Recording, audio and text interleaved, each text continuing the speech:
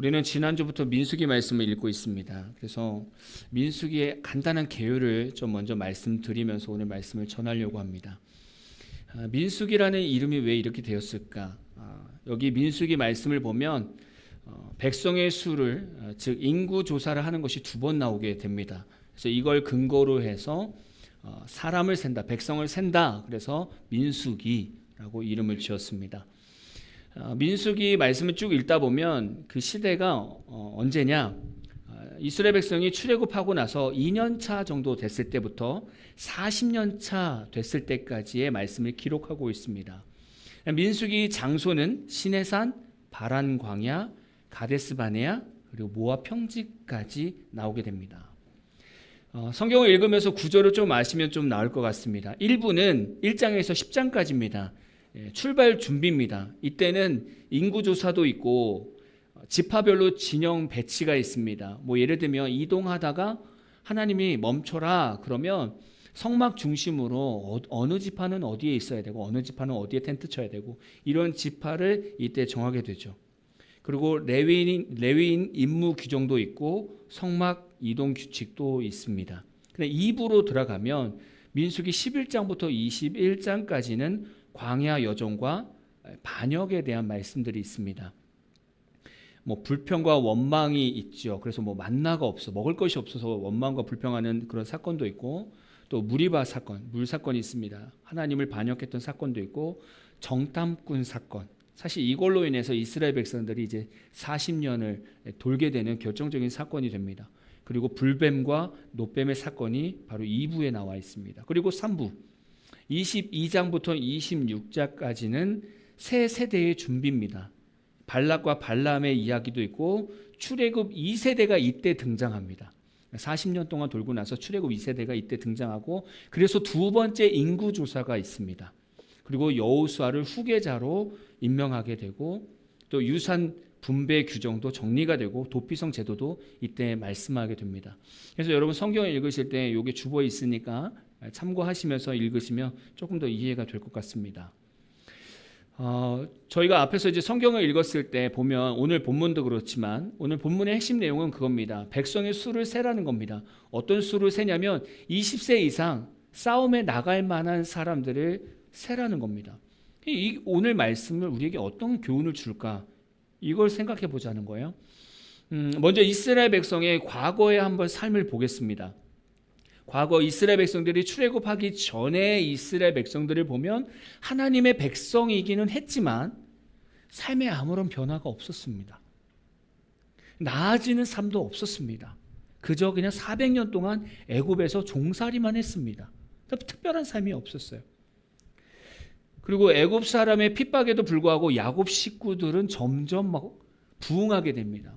거의 민족을 형성하게 됐죠. 그리고 하나님께서 10가지 재앙을 통해서 이스라엘 백성들을 이제 출애굽시키셔서 출애굽한 지 3개월 만에 시내산에 도착하게 됩니다. 그리고 거기서 1년을 체류하면서 십계명도 받고 율법도 받고 성막을 제작하고 제사장을 임명하고 성막을 봉헌합니다. 이때 하죠.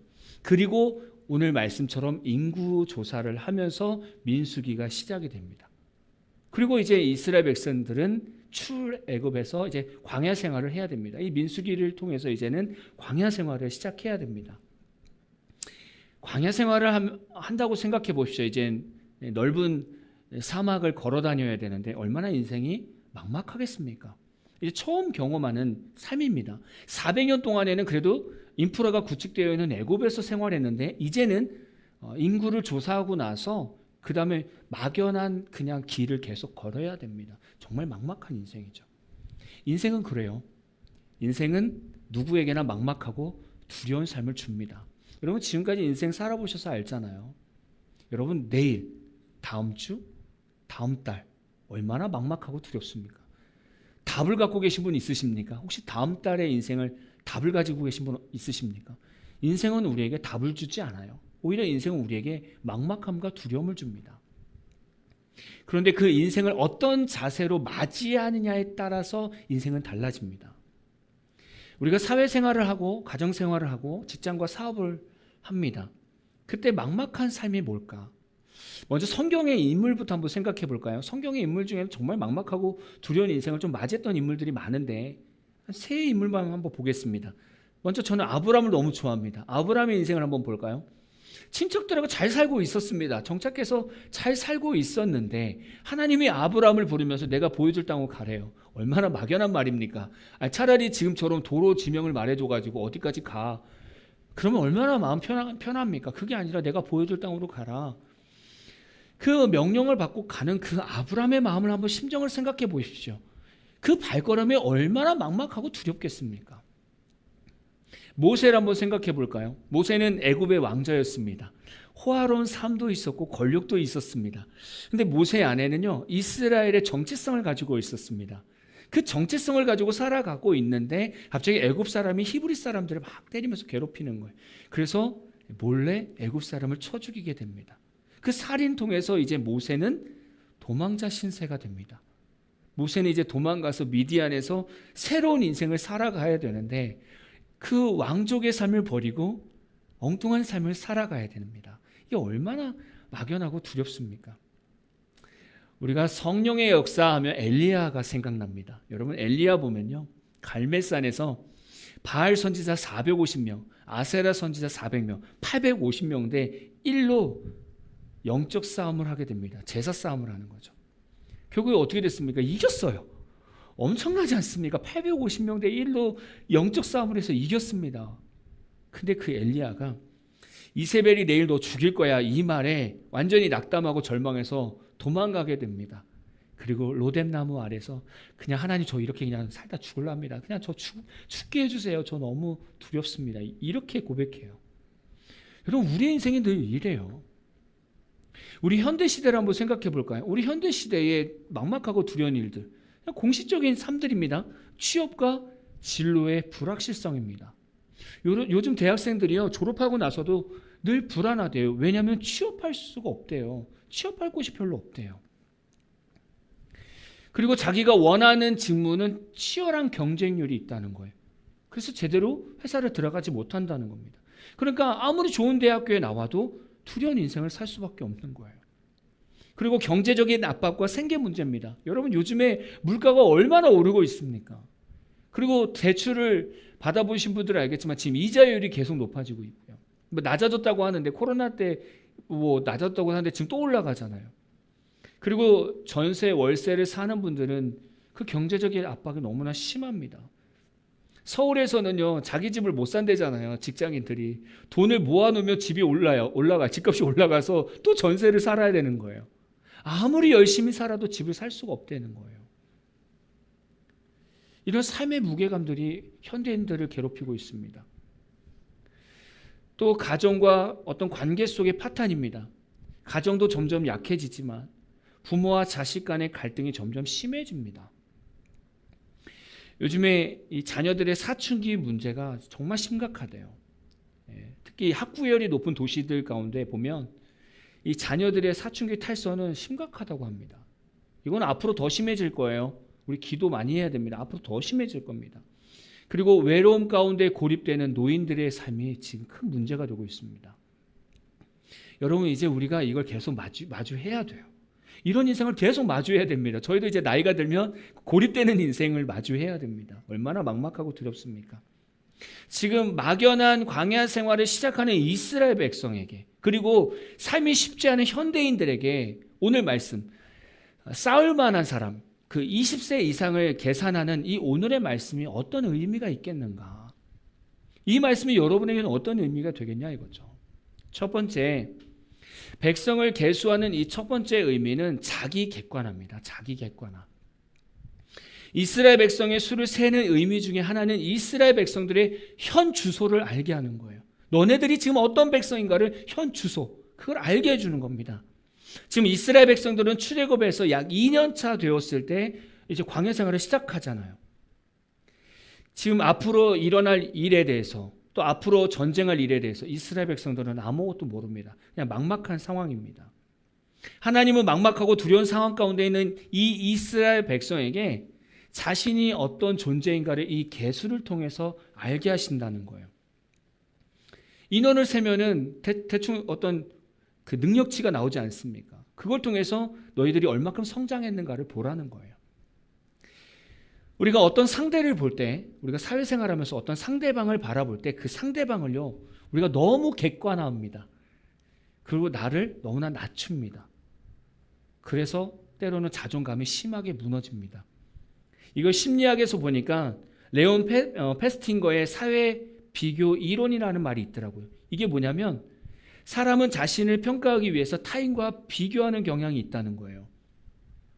특히 자존감이 낮고 불안할수록 타인을 과대평가하고요, 자신을 과소평가한다는 거예요. 그래서 자기 객관화가 되지 않으면 비교 대상이 왜곡돼서 거인처럼 보인다는 거예요. 너무 큰 문제처럼 보인다는 거예요. 여러분, 하나님께서 이스라엘 백성에게 싸울 수 있는 사람을 세라는 이유는요, 이스라엘 백성들이 그동안 얼마나 성장했는가를 객관화해보자는 거예요. 이스라엘 백성들이 얼마나 하나님의 은혜를 받았는지, 그동안 하나님께서 얼마나 큰 은혜를 베풀었는지를 보라는 거예요. 봐라! 내가 너무나 큰 은혜를 베풀지 않았느냐? 객관화해보자는 거예요. 너희들이 얼마나 성장했는가? 자신을 객관화하는 것은 너무나 중요합니다. 특히 성도들은요, 자기를 객관화하는 것이 너무 중요합니다. 이 방법 중에 하나가 똑같습니다. 지금까지 나에게 베풀어 주신 하나님의 은혜를 세보는 거예요. 한번 생각해 보는 거예요. 지난 한 주를 생각하면서 하나님께서 나에게 베풀어 주신 은혜를 세보는 겁니다. 작년에 내 삶에 베풀어 주신 하나님을 세보는 거예요. 그게 객관합니다. 그러면서 나의 신앙을 한번 돌이켜 보는 거죠. 제가 예전에 군대에 있을 때가 제 체력이 얼마나 좋은지, 제 달리기가 얼마나 빨라졌는지 몰랐었어요. 왜냐하면 부대 특성상 다 체력이 좋습니다. 정말 우리나라에서 기고 나르는 사람들이 다 오는 부대입니다. 그냥 그 사람들 쫓아가는 것 자체가 제 가랑지 찢어지는 겁니다. 너무 힘들었어요. 근데 제대하고 나서 제가 이제 대학교에 이제 다시 복학을 했습니다. 체육대회를 하더라고요. 제가 계주 주자가 됐고 마지막 주자가 됐습니다. 예선전 이제 마지막 주자인데 옆에를 보니까 저보다 키도 크고 저보다 젊고 막 이런 애들이 이제 마지막 주자로 있는데 마지막은 한 바퀴를 뛰잖아요. 속으로 야, 쟤는 빼빼 말라서 빠르겠고 쟤는 나보다 키가 커서 콤파스가 길 것 같고 야, 내가 쟤네들 이길 수 있을까 이런 생각을 하고 있었어요. 근데 제가 이제 바톤을 받을 때가 한 3등 정도 됐고 1등과 5m 정도 차이가 났었습니다. 뛰었는데 이 학생들이 걸어가는 느낌처럼 제 옆을 가볍게 지나가고 저는 어느 순간 이들을 따라 맞춰서 한 3, 40m 이상 차이가 나서 결승점에 들어오게 된 거예요. 그때 제 자신을 객관화했습니다. 내 체력이 좋았구나. 내가 달리기가 빨라졌구나. 맨날 부대에 있을 때는 몰랐던 거예요. 주변에 뭐 다 그런 사람들만 있으니까 저를 몰랐던 거예요. 근데 사회에 나와서 일반 사람들과 생활하면서 보니까 체력이 좋아졌었구나. 빨라졌구나. 그때 객관화가 됐습니다. 결국엔 마지막 결승 때도 저희 음악가가 이겼습니다. 객관화하는 게 되게 중요합니다. 여러분 삶에 막막하고 두려운 삶이 있습니까? 그러면 여러분의 신앙생활을 한번 객관화해 보자는 거예요. 하나님께서 여러분 삶에 얼마나 많은 은혜를 베풀어 주셨습니까? 그죠? 지금까지 베풀어 주신 게 다 은혜잖아요. 그걸 한번 세워보자는 거예요. 그러면서 내 신앙의 성장을 한번 보자는 거예요. 그게 객관화입니다. 지금 우리가 오늘 말씀 보면서 하나님이 이스라엘 백성에게 전쟁에 나갈 만한 사람은 세봐라. 그게 지금 이스라엘 백성을 객관화하는 겁니다. 근데 사실 그리스도인들을 보면요, 막막하고 두려운 삶이 오면 그동안 내가 받은 하나님의 은혜를 세는 것이 아니라, 그 은혜를 생각하는 것이 아니라 그냥 잊어버려요. 그리고 그냥 앞에 오는 이 막연함과 두려운 인생 앞에 그냥 스스로 무너져 버려요. 그냥 주저앉아 버린다는 거예요. 그렇게 하지 말라는 거예요. 그래서 지금 광야 생활 나가기 전에 지금 이스라엘 백성들에게 너네 한번 싸울 만한 사람 한번 세봐. 그걸 통해서 내가 너에게 베풀어준 은혜를 한번 생각해봐. 그 말씀인 거예요. 여러분, 우리가 믿고 있는 하나님은 어떤 존재입니까? 어떤 상상 속의 신화입니까? 그냥 우리가 동화 속에 보는 신화입니까? 아니잖아요. 지금도 살아 역사하시는 하나님이란 말이죠. 네, 지금까지도 살아계신 하나님입니다. 역사하시는 하나님이에요. 이분을 우리가 날마다 마주하는 방법은 지금처럼 내가 받은 은혜를 늘 세면서 객관화하면서 서 있는 겁니다. 그래야 앞으로 다가오는 막막한 인생도 담대하게 싸울 수 있는 거예요. 왜냐하면 하나님이 나와 늘 함께하고 계시니까. 그게 인구를 세는 이유입니다. 두 번째, 과거에 머물지 마라. 창세기 46장 27절 말씀을 한번 같이 읽어볼까요? 시작. 애굽에서 요셉이 낳은 아들은 2명이니 야곱의 집사람으로 애굽에 이른 자가 모두 70명이었더라. 지금 야곱의 식구들이 야곱이 이제 자녀들을 낳고 성장해서 총리가 된 애굽에서 총리가 된 요셉 때문에 가뭄이 있었을 때 결국 가나안 땅에서 애굽으로 야곱의 식구들이 왔는데 몇 명이라고? 총 70명입니다. 그냥 한 부족입니다. 이런 가족이었어요. 그리고 이 가족이 성장하면서 어떤 인생을 살았었는가? 출애굽기 2장 23절입니다.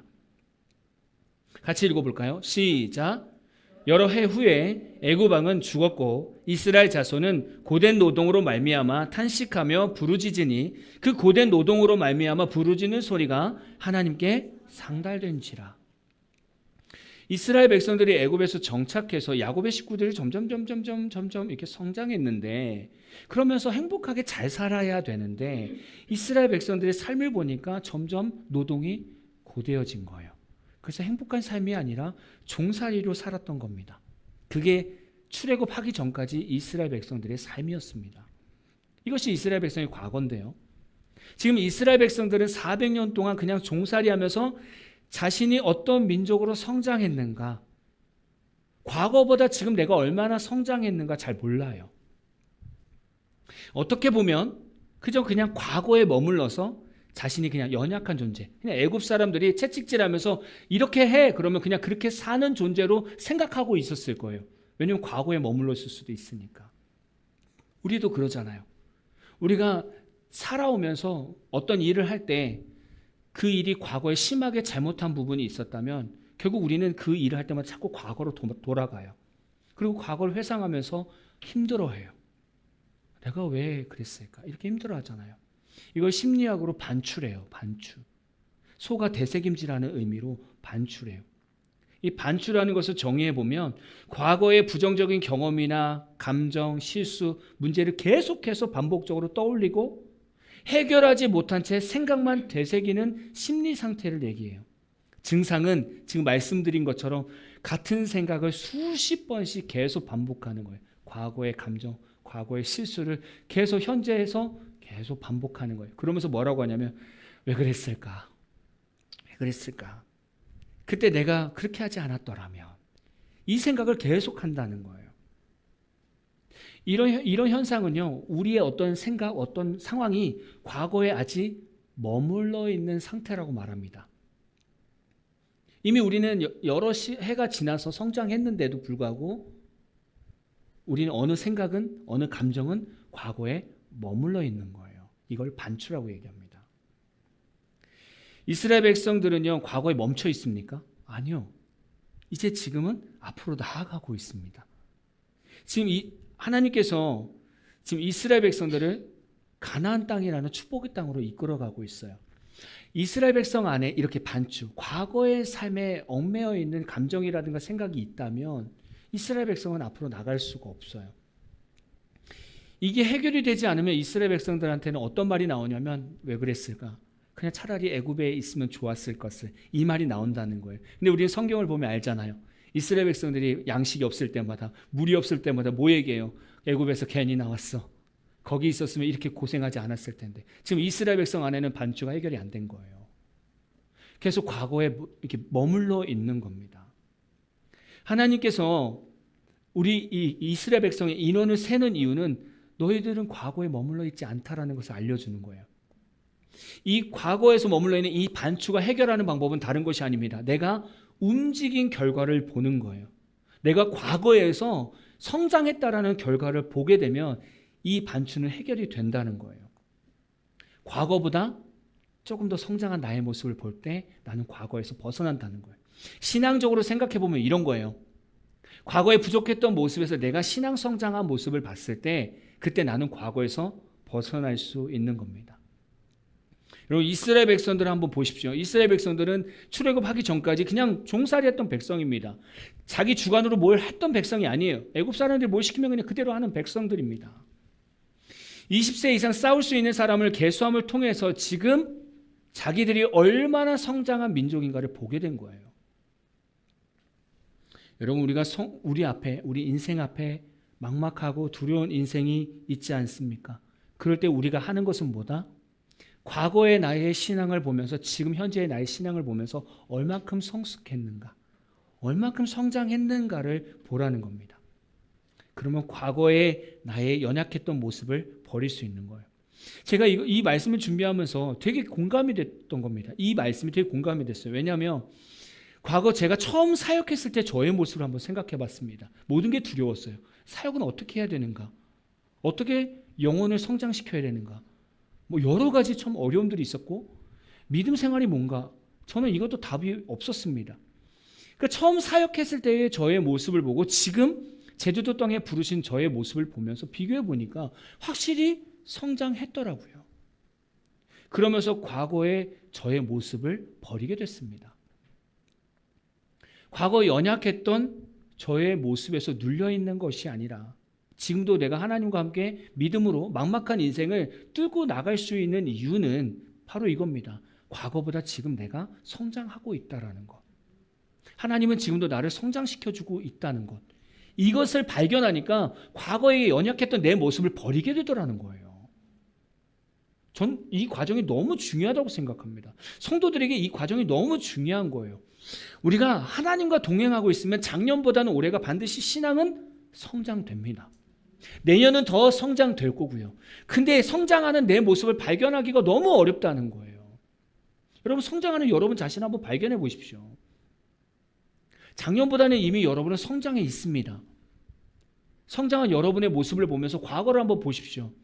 후회되는 삶, 답답한 과거의 어떤 감정들, 그거를 여러분 지금 신앙생활 성장한 모습을 보면서 과감하게 버리시라고요.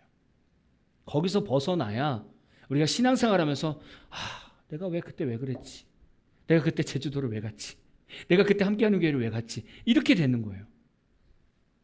근데 신앙 성장을 해서 그 모습을 보면 과거가 후회되지 않는다는 거예요. 여러분, 혹시 후회되는 인생이 있습니까? 과거에 머무르지 마세요. 여러분이 이미 성장했고 이미 거기서 벗어났습니다. 이젠 전진하기만 하면 돼요. 마지막 세 번째입니다. 나는 결코 작은 존재가 아니다라는 거예요. 민수기 1장 46절 우리 같이 읽어볼까요? 시작. 계시된 자의 총계는 60만 3,550명이었더라. 네, 60만 3,550명. 이게 이스라엘 백성들이 싸울 만한, 이스라엘 백성 중에서 20세 이상 싸울 만한 백성들의 수입니다. 여기에는 지금 레위인들은 제외된 숫자입니다. 근데 이 숫자만 봤을 때 이스라엘 백성들의 이 군사 숫자가 많은지 적은지 몰라요. 얼마나 강력한 군사력을 가진 백성들인지 몰라요. 비교가 필요하겠죠. 이 당시 애굽 문서나 마리 점토판 문서, 우가릿 점토판 문서에 보면 고대 근동의 군사 기록을 볼 수 있습니다. 그 자료를 보니까 그 당시의 군사 기록을 보면 몇 천에서 수만 명이 대부분이라는 거예요. 흔히 말해서 우리가 잘 아는 이집트는 2만에서 5만 명의 상비군을 가지고 있었습니다. 헷 제국은 약 2만에서 3만 명, 바산, 아모리 족속은 각 도시 국가당 수천에서 1만 명 미만이었습니다. 모압, 암몬, 에돔은 각국 총 병력이 5천에서 1만 명으로 추정됩니다.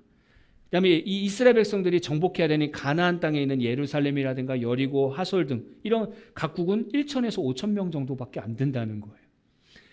아니, 생각해 보세요. 이 군사를 보다가 지금 이 군사 숫자를 한번 보십시오. 이스라엘 백성이 작은 국가입니까? 아니에요. 이 숫자는요, 그냥 단일 국가 수준이 아닙니다. 이 당시로 생각하면 연합군 수준입니다. 지금 엄청난 거죠. 근데 우리 잘 생각해 보세요. 우리 성경에 읽어보면요, 이스라엘 백성들이 광야 생활하면서 주변 국가들하고 만나는데 보면 이스라엘 백성들이요, 전투적으로 되게 약한 나라처럼 비춰져요. 우리가 그렇게 늘 생각하면서 본단 말이에요.